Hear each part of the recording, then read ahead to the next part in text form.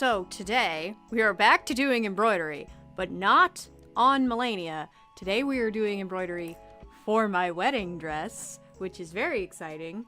So I'm gonna give a little bit of a road so far, just because I know sometimes there's always somebody that hasn't been here yet and doesn't know. But a couple weeks ago, I showed y'all a bunch of designs that I had been thinking about doing for my wedding dress. This was like the third design I showed everybody. I really liked it, but the more I thought about it, the more I was like, you know what? I don't know. But, well, actually, no. I'll tell you what happened. So here's the three designs. There's this one, there's this one, and there was this one. And what ended up happening was I was like, okay, no matter what I do, I'm gonna want a corset. And I already started on the corset, which I can grab, it's right here. And while I was making the corset, I was like, you know what? I think I want a deep V. So here's what I have so far with the corset. And as I was like trying this on, and I like made a mock-up for the skirt, because I know exactly what I want to do for the skirt. But I tried this on, just this like structural layer of a corset with the skirt mock-up. And I was kind of just like, well, that's it. That's the design. It's just a strapless dress with a very deep plunging cutout and a gathered circle skirt with a ruffle. I have done drawings of it, but because this is like actually the design I'm going to do, I think I'm going to keep them secret still. But then my question was, so like I finally was like, okay, this is the shape. Oh, and I will show y'all this. Because we talked about this. I did on stream install some cups onto this corset. I have basted in a little piece of wire in there. I think it's like 8 gauge wire. It's like the thickest wire I have. It's wire so thick that I bought it a long time ago and I've had it in my stash for a long time. And I only had like little pieces left, so I don't even know what this wire is, but it's really strong wire. And I just basted it in there, literally just with hand stitching. It will actually get sewn in there, but it's not gonna get sewn in there until probably the top layer goes on. For now, it's just basted, and it will stay that way. Because I don't want it to interfere with being able to bind the corset. But once I had that, once I knew, like, okay, we're just doing a strapless bodice with a deep V plunge, then the question was, like, what do I want to do with, like, decoration on the bodice? What embroidery do I want to do? What beading do I want to do? And I went back and forth on this, and I even literally made, like, a full mock-up of what I thought was going to be the top, because I thought, before I put the wire in, I thought maybe I would have like the outside layer be like just all voile, and then the voile would actually go over the cutout, but I didn't really like how that looked, and I thought that I would do the voile like with the embroidery of the tree that I have chosen as my family sigil. But I didn't, because I wanted it centered. I was like, if I'm doing the tree, I have to do it centered. So I was like, let me do a sheer panel on the front, and then the tree can just like go over the plunge and like over the rest of the bodice. But I didn't like how that looked either. So what we now have, and what I've already started on, is the tree, but it is split down the plunge. So it's gonna go on either side of the plunge. So what we are looking at today is the center panel. Goes all the way down here. This is the center panel of my wedding dress. This will get cut out eventually, obviously, but we just need this part to be all intact to embroider it. Let me not get the thread that's in there all mixed up. Embroidering more trees. Yes, we're doing a different tree. This one is white on white. Can y'all even see it? Probably not in that camera. But in doing this, so obviously when I've been doing Melania, I have the cardboard to act as my guide. And so I don't really have to worry about, like, getting everything, like, straight on the edges because I've had the cardboard. But I don't have cardboard on this, obviously. Ain't no cardboard here. But I do plan on doing a seed bead outline on this. There's gonna be beads on this, right? Okay, so the plan is, if you look, here we go. So the first step is, I'll also look at how nice this one nail looks. My one pretty nail. Wow. All hollow taco. Anyway, I'm so proud of this. I put rhinestones on my fingies. So the first step is doing just regular, like, satin stitching embroidery with regular embroidery floss, so we have, like, a base to work on. And then the plan is to do, like, a seed bead outline and some bicones in there. So it will be heavily beaded. I'm not doing sequins, even though I literally have so many white sequins, and I'm not actually sure why. I think I bought them for Strawberry Miku. I don't know why I bought so many. I think it's because I'm used to, like, bead prices, and I don't know. I just have so many. They're pretty white sequins. They might go on the skirt or the dress, but they're a little too big for how big this tree is, so I'm not going to use the sequins on there, but I have some. Let me show you these bicones that I bought, because they are stunning. Here's my hoard of white sequins. Why did I buy this many? I don't know. But look at these bicones. Look at these. So pretty, so sparkly. So pretty and sparkly. So these will probably end up being, like, scattered throughout the embroidery. Does the thread shine a bit differently than your main fabric? Some floss can be pretty silky. I thought about getting, like, a nice, like, actual, like, a silk floss or something, but I have just gone with literally the one white cotton skein of embroidery floss that I have. I literally only have one. I will only need one because I already did one side and I still have plenty left, but the reason being is I want it to look, I mean, it would have been prettier silky, but part of this is, so far, besides the 25 yards of wall that I bought, everything I've used so far on this, my wedding dress, including everything that went to the corset, is stuff that I have already had. And I kind of love that. It's just, like, not spending a whole lot of money just because I have so much white stuff. So one of the things I could not decide was what I wanted the outer fabric to be. And I bought a bunch of swatches from Mood Fabrics because I was thinking, you know what, it's a wedding dress. If I'm gonna use silk for something in my life, I might as well use silk for my wedding dress. At least the bodice. Like, I cannot imagine buying enough skirt, buying enough fabric, buying enough silk to do the large skirt that I want. I figured I could buy some silk to do at least just the bodice, because then it's only like a yard, right? But then I got impatient and I was like, you know what?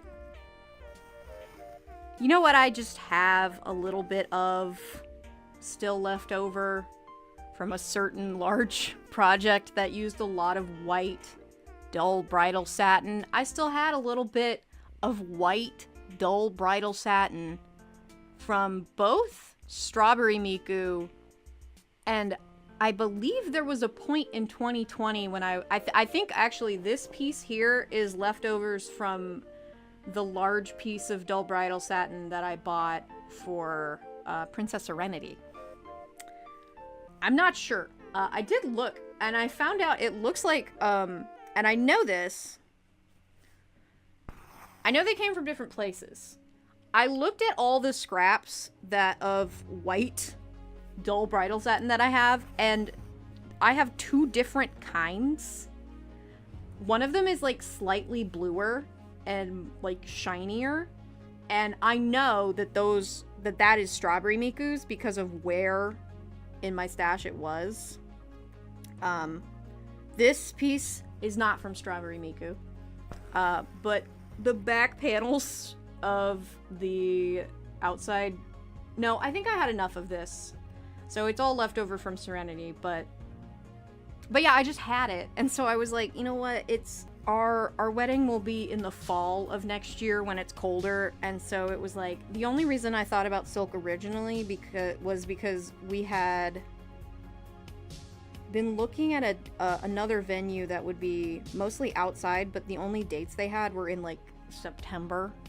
And September in Georgia is warm, or has the potential to be warm, so I was trying to be mindful of making sure this wasn't hot, but now that it's going to be cold, polyester is in play. But what this is it is a layer of dull bridal satin and a layer of polyester voile from the dull bridal satin, I believe, is from SY Fabrics, and I think that because I know Strawberry Mikus were from Big Z Fabrics because I could get it for cheaper from them.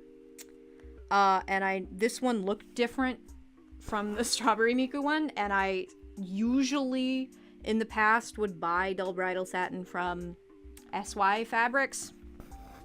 And then the voile is leftover voile from Shining Nikki. I did buy more because I want the skirt to be like several layers of voile. But that's, the voile is from Fabric Wholesale Direct. Anyway, okay, things that are making embroidery easier. So, if you haven't noticed yet, what I've been doing is going through and basically doing an initial, like, just ladder of stitches. And that is to tell me, like, what direction the stitches should be going in while I'm, like, when I go in to fill them in, I, like, don't have to guess which way the stitch is just gonna go. I already have a guide in place to tell me. But then the other thing it does is, if you ever done any embroidery, one of the things that you kind of risk if you do, like, I think they call it the thread saver method, which is where, so, like, if I go in on the left here, and I was doing, like, the fill-in stitches, I'd want to come back up through the left too. Right next to it. See? And then I will do the stitch right next to it. Well, one of the things you risk when you do thread saver is you can accidentally go through the same hole that you just punched with your needle, and then it pulls the thread out. And it's not a big deal, but it's annoying. I need to tighten this up a little bit. It's getting kind of loosey-goosey. I did not buy myself a super nice hoop, which I probably should have, but I'm impatient and I wanted to get going. Are these considered satin stitches? Yes, they are considered satin stitches. Okay, so we're right here. So I have all these stitches right here, right? What I like to do now with this one is, instead of going like, so like I'll go like in the middle of these two, right? So I have those two that are already my guide. I go into the middle of them, and then I can like come over here to the one side, fill that space in, then go to the other side of that one that I just did, fill that space in with one stitch. Then you get a filled little area without really having to think about it. You can kind of just like, basically it helps you make the stitches straighter to kind of do it in a, like, not 1, 2, 3, 4, 5. You want to do it like 1, 3, 5, 2, 4. Does that make sense? That's how I did all this side. And I feel like, you know, there's a couple places where this side doesn't look amazing, and I feel like it looks like it's puckering really bad, which I hope it doesn't look like when I take it out of the thing or put the beads on it, but, you know, we're going with it. Yeah, I got this side done this week. I hooped this up, I think, on, like, Tuesday. but doing it this way has definitely helped, and it not being on a giant piece of fabric like Melania has meant that I can easily like get it and sit in the bed with it. Also, so this week I have been working on cosplay horror stories for this year. If you missed like the Discord announcement, or you're not in the Discord or anything like that, I'm animating them this year. And if you've not been around long enough to know what the horror stories are, every year I have the Discord submit their cosplay horror stories, and I usually just have somebody pick a couple out for me, and then I just read them and react to them and film that. But this year, I'm animating them, so I picked them out this time, and I actually, to make them like more dramatic and like more structured, like a story, because you know these were just messages people sent in Discord. I basically rewrote them to be in third person perspective, because obviously people are saying like I did this and I did that, and now we're saying he did this or she did this or they did this. And I messaged, I think everybody, I don't think I messaged Wolfus because I don't think I had any questions for Wolfus, but everybody, Wolfus's story is in the video. Wolfus in the chat.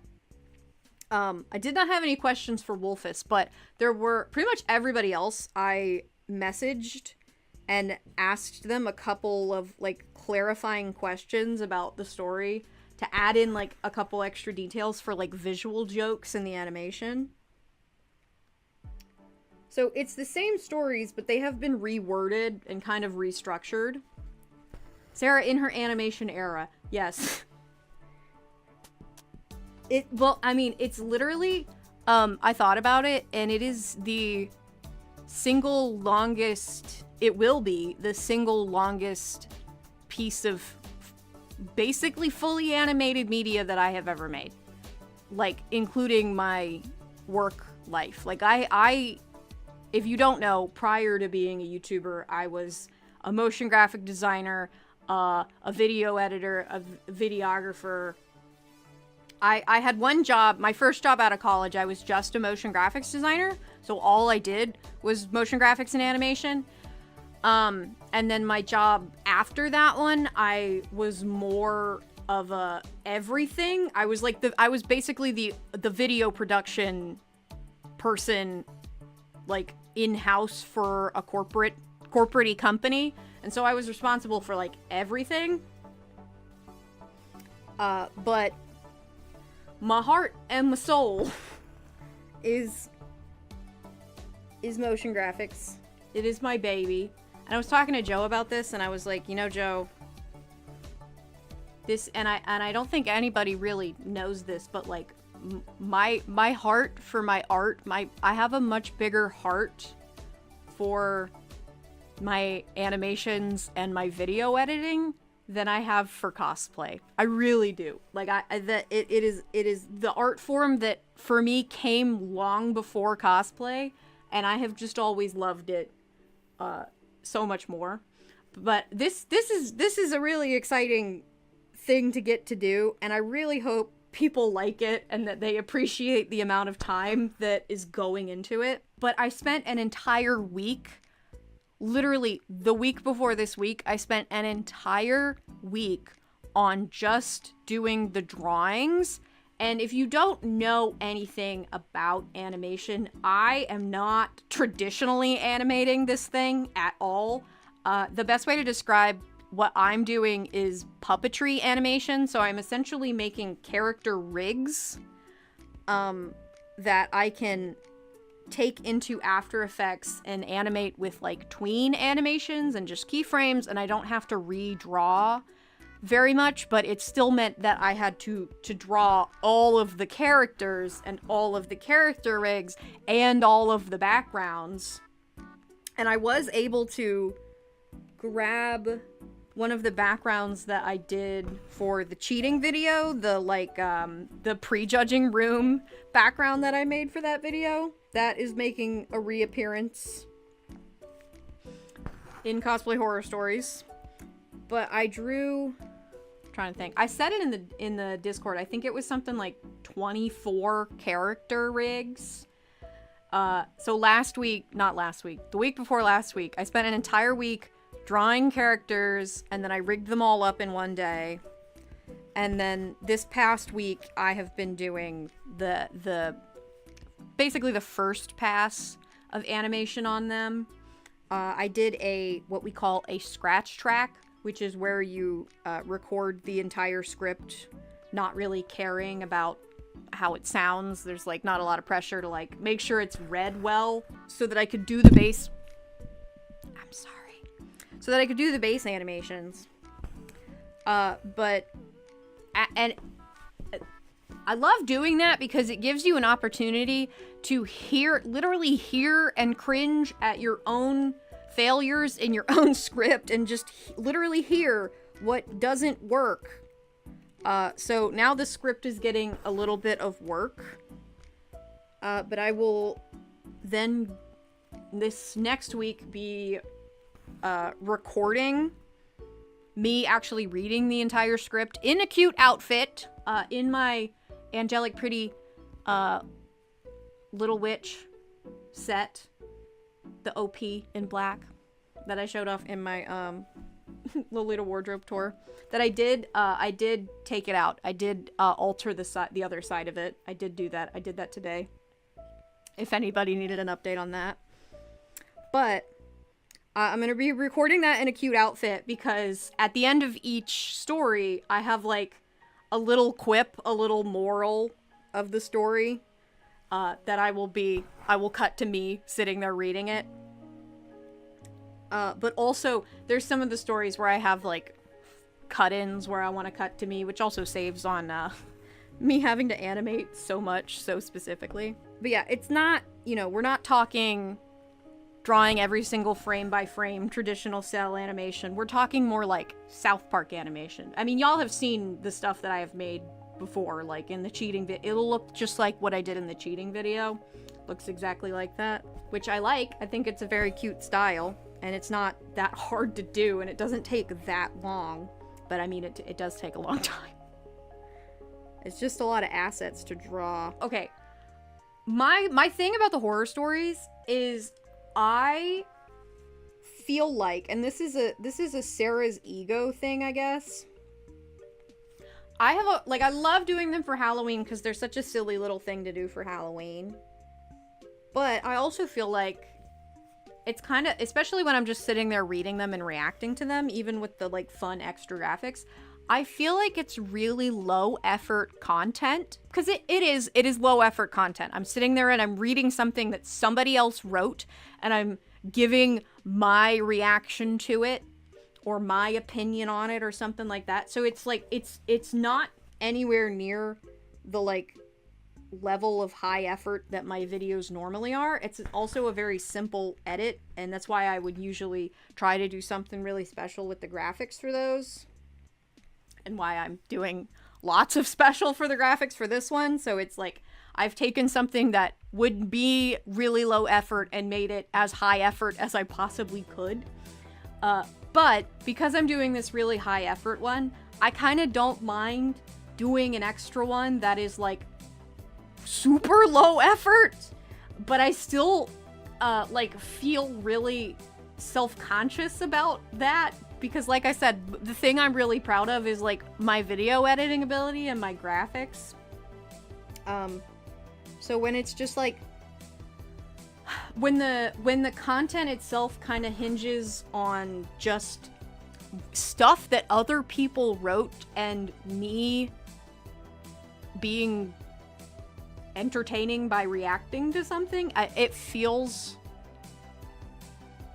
like I didn't do good, but we will probably have an extra one this year just because my fiance recommended that. He was like, it's kind of sad not everybody's like, less people are going to get to like have their story read this year, and I was like, yeah, I mean, that's true, we can have an extra one. But I do think, because this one is so high effort, the other thing is, that's why I've only ever done them for Halloween, is because it's sort of like my one low effort video for the year. But because I have now flipped them and made them really high effort, if this Horror Stories does well, I would be open to doing more animated cosplay stories, and maybe not even just horror stories.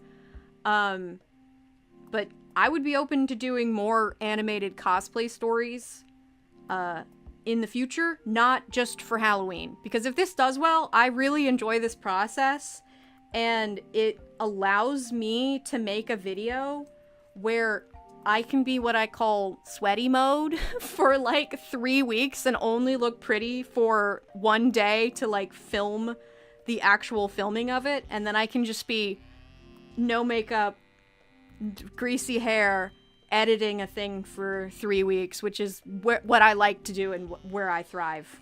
This is where we got. It doesn't seem like much, but I talk too much.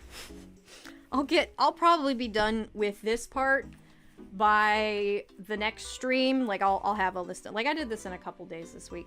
I hope that puckering is not forever.